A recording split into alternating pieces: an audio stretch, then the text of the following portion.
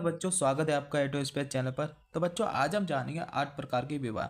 जैसे कि बच्चे आप जानते हैं कि इससे पहले मैं 2 वीडियो अपलोड कर चुका हूं और ये वीडियो मेरी रहने वाली है थर्ड।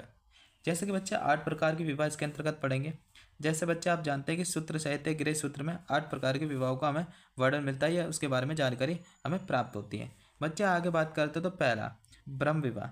बच्चे ब्रह्म विवाह जो है सबसे उत्तम प्रकार का विवाह माना जाता है। इसमें दो बच्चे कन्या का जो पिता होता है वर को अपने घर पर बुलाता है। बुलाने के बाद क्या होता है बच्चे, विधिवत मंत्र उच्चारण के पश्चात उसे अपनी कन्या सौंप देता है या उसके साथ विवाह करा देता है ना। ये ब्रह्म विवाह वर्तमान में आज हम उसे किस नाम से जानते हैं? अरेंज मैरिज के नाम से जानते हैं ब्रह्म विवाह को बच्चे। ब्रह्म विवाह, इस विवाह को जो है ना बच्चे, ब्रह्म विवाह को हम अरेंज मैरिज के नाम से जाने जाते हैं। ठीक है बच्चे, आगे बात करते हैं तो देव विवाह।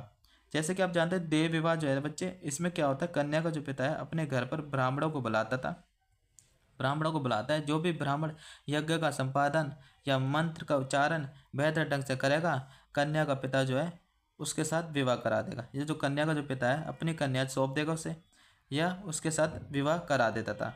बच्चे आगे बात करते हैं, तीसरा हमारा रहने वाला है प्रजापति विवाह। प्रजापति विवाह, पिता जो है वर से एक प्रकार का वचन लेता था। ठीक है, उसे अपनी कन्या प्रदान करता था, अर्थात उसे अपनी कन्या का विवाह करा देता था, है ना बच्चे। वचन लेता था इसमें, उसे फिर अपनी कन्या को सौंप देता था या अपनी कन्या का विवाह उससे करा देता था प्रजापति विवाह में। बच्चे आगे बात करते हैं गंधर्व विवाह। चौथा है गंधर्व विवाह। गंधर्व विवाह में क्या होता है बच्चे, गंधर्व विवाह एक प्रकार की जो है प्रेम विवाह इसे कह देते हैं। आज हम आमतौर पर कहते हैं लव मैरिज। प्रेम विवाह होता था। इसमें क्या होता था, माता पिता की कोई स्वीकृति नहीं होती थी, अनुमति नहीं होती थी और यह माता पिता को विवाह की जानकारी नहीं होती थी बच्चे आगे बात करते हैं आर्ष विवाह। आर्ष विवाह क्या होता है बच्चे, पिता जो है वर्ष से धार्मिक कार्य पूरा करने के लिए या धार्मिक कार्यों के संपादन के लिए वर्ष से एक जोड़ी गाय लेता था या बैल लेता था। बच्चे उसके बदले में पिता जो है अपनी कन्या को उसके हाथ सौंप देता था या उसके साथ विवाह करा देता था। बच्चे आगे बात करते हैं तो छठा हमारा आता है असुर विवाह। असुर विवाह में क्या होता है बच्चे, असुर विवाह एक तरह से मान के चलो कन्या की बिक्री होती थी।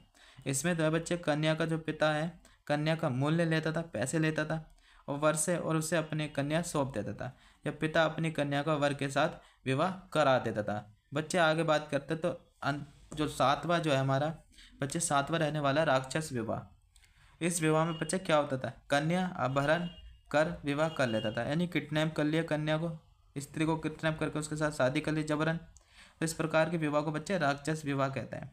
आगे बात करते हैं तो पिशाच या पैशाच विवाह। बच्चे इस प्रकार के पैशाच या पिशाच विवाह में बच्चे क्या होता था, पुरुष स्त्री के साथ जबरन शारीरिक संबंध बनाकर, जिसे हम रेप कह देते हैं आमतौर पर, संबंध बनाकर विवाह कर लेता था या इसमें बलपूर्वक संबंध बनाकर विवाह किया जाता था। बच्चे ये विवाह का सबसे निकृष्ट रूप माना जाता है पिशाच विवाह को। बच्चे 8 प्रकार के विवाह को हम पढ़ चुके हैं, जिसमें कि हमने 8 विवाह पढ़े।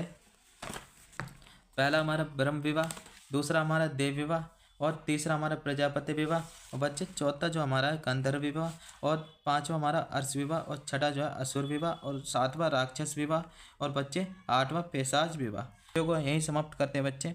तो बच्चे कैसी लगी वीडियो कमेंट करें, लाइक करें, सब्सक्राइब करें और वीडियो को शेयर करें। धन्यवाद बच्चों।